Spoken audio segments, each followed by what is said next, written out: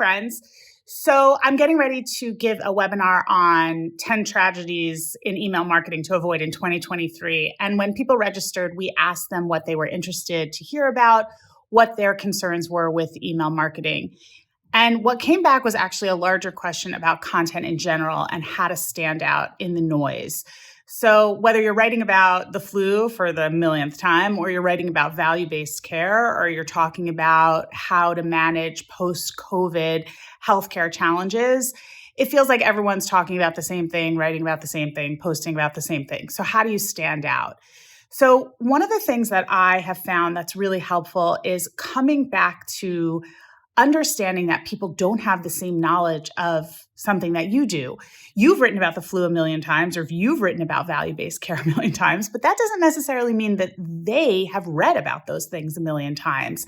And if they're interested in knowing more about them, then you actually have valuable knowledge to give. So I want us to think, first of all, about the content itself, and then I want to think about the distribution matrix that we use. So the first thing that I would say is that if you want your content to stand out, you have to be willing to take risks. And that means that when you're writing about certain topics, you may want to use metaphors that people don't necessarily associate with that. So for example, I talk about Taylor Swift a lot. What does Taylor Swift have to do with healthcare content marketing? Well, I found a way to incorporate her into the things that I write about or speak about or make videos about, because to me, there's a lot of important concepts that she manages in her songwriting and her artistry that we can port over to healthcare content marketing. So if you can find metaphor and ways to introduce new ways of thinking about the thing that you're writing or creating content about, the better off it's going to be. One thing that I read over the weekend that really impressed me was a review of Prince Harry's book Spare in the New Yorker, and she compared it to Hamlet. And it was this incredible review that really took two ideas and melded them together. So in the same way that writing about something that you compare to something else can bring people deeper into the subject matter and help them gain a bigger understanding of it, the better chance you have of getting that content to stand out. So you have to be willing to take risks, and some of those risks are sometimes comparing things to other things that people are more familiar with. The second part is distribution. So I find that a lot of us just throw these articles online and hope that people will find them through SEO. If you're writing about the flu for the millionth time, create a flu hub on your website where you talk about the flu in general and use SEO keywords to bring people down into the funnel.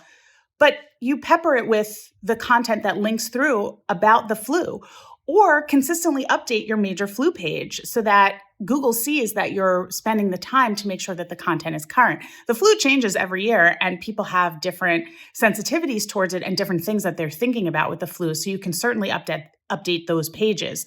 The same with value-based care. There's always new things going on. So you may want to build an evergreen hub or an evergreen page, but make sure that you link out to the other articles about that. And don't forget that if you're sending out news-related items, those are important to include on those pages. So whatever you're sending out in email or over social media, make sure you're porting them over to those pages that live on your website where people may come to them through other ways rather than through that email newsletter or through your social media channel. So standing out in the noise, there's a lot of content. We know a lot of it never gets looked at or listened to, but we also know that there are ways to attract people's attention. So find ways to stand out in your content, take risks, compare it to things that maybe people don't normally associate with that topic. And the second thing is be more thoughtful about your distribution strategy and make sure that if you are writing about the same things a million times, that you find a way to group them together so people can find them more easily and so that the search engines know that you're an expert on the subject because you keep going into it over and over and over again.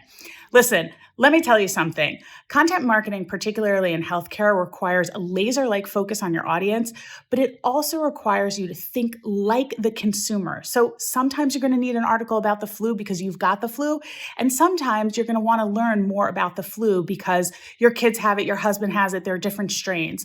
Value-based care, you have a lot of different audiences that want to understand that from different angles.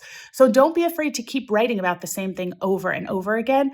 Just make sure that when you're distributing it, you're thinking about those different consumers and how they might be finding that information. I'll see you next time.